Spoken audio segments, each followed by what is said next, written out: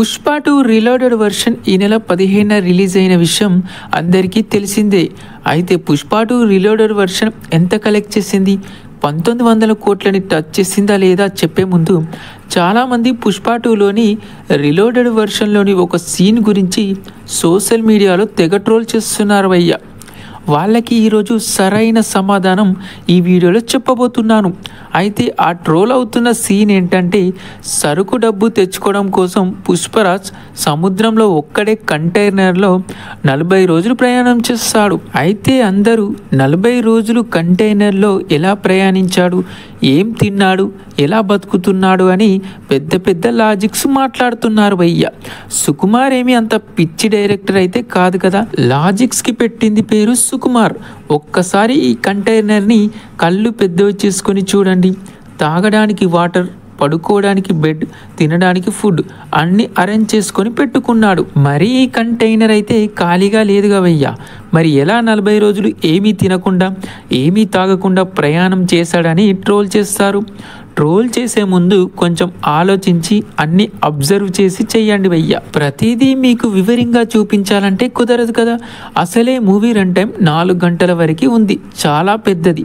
ఇక అన్నీ చూపిస్తే అది కాస్త 5 గంటలు అవుతుంది. అయినా సుకుమార్ గారిని అంత ఈజీగా ఎలా తీసుకున్నారు భయ్య. సో ఇప్పుడైనా మీకు బాగా అర్థమైందనుకుంటా. ఇక ఇందులో జపాన్లో బ్రాండ్ సీన్ అయితే వేరే లెవెల్లో ఉంటుంది భయ్య. జపాన్ వాడు ఒక నోటు చింపి హీరోకి ఇస్తాడు. అప్పుడు అది నాకు వద్దు అని తన బ్రాండ్ని గుర్తుగా ఇచ్చి మరీ మనీ రికవరీ చేసుకుంటాడు పుష్పరాజ్. ఇక ఈ రీలోడెడ్ వర్షన్లో చాలా ట్విస్ట్లు ఉన్నాయి భయ్య.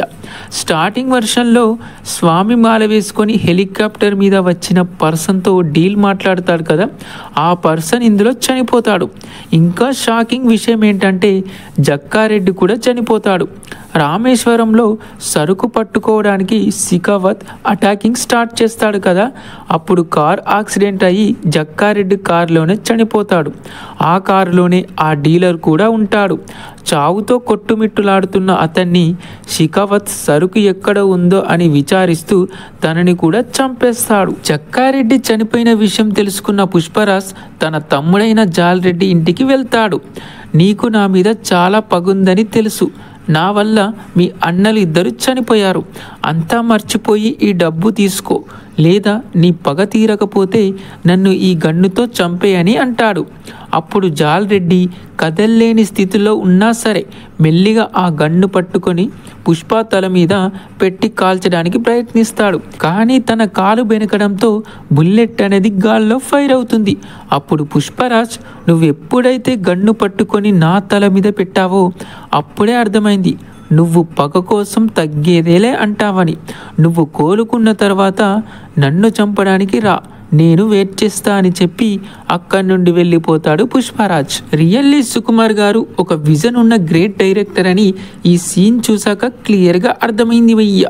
అంతేకాదు సిండికేట్ పార్ట్నర్స్ మధ్య ఒక సీన్ ఉంటుంది, అది చాలా అంటే చాలా పవర్ఫుల్గా ఉంటుంది. అందరూ పుష్పరాజ్ని అనుమానిస్తుంటే తనకి విపరీతమైన కోపం వచ్చి, నేనిది ఎర్ర చొక్కా అంటే మీరిది ఎర్ర చొక్కా అని నమ్మాలా, అదే వ్యాపారం అని చాలా పవర్ఫుల్గా చెప్పుకొస్తాడు.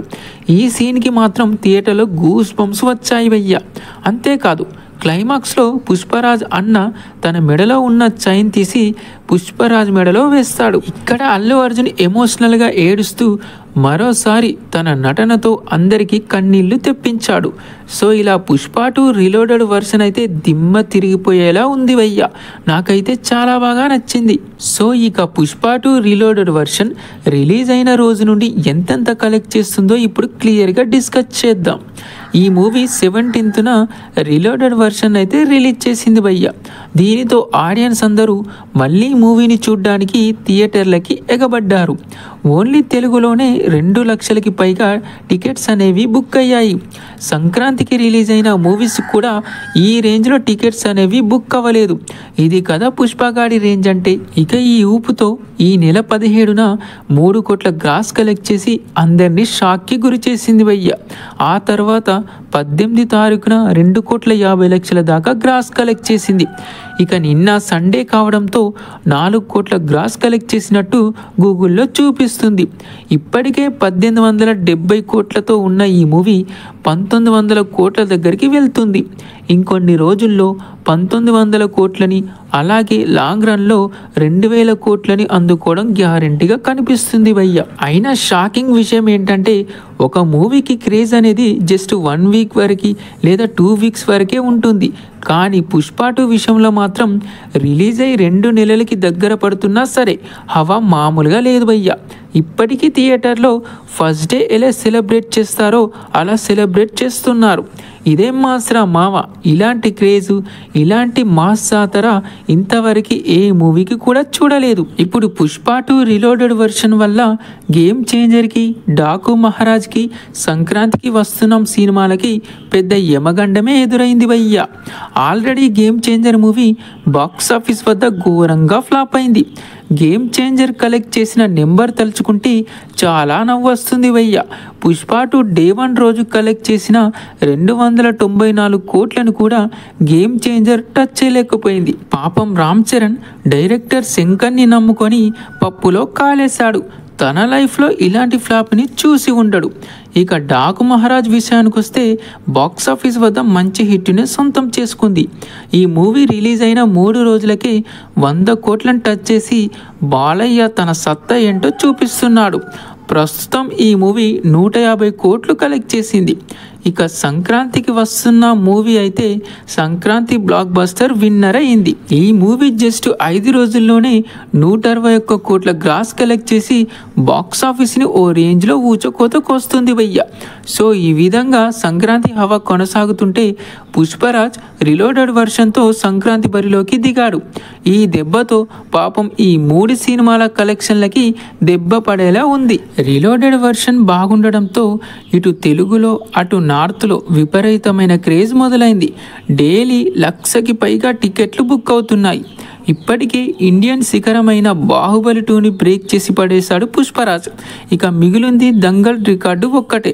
దంగల్ని కూడా బ్రేక్ చేయాలంటే ఇంకో 150 కోట్ల వరకు కలెక్ట్ చేయాల్సి ఉంటుంది. రోజు పుష్ప 2కి 2-3 కోట్ల దాకా గ్రాస్ వస్తుంది కాబట్టి లాంగ్ రన్లో దంగల్ని టచ్ చేయడం సాధ్యమయ్యేలాగే ఉంది.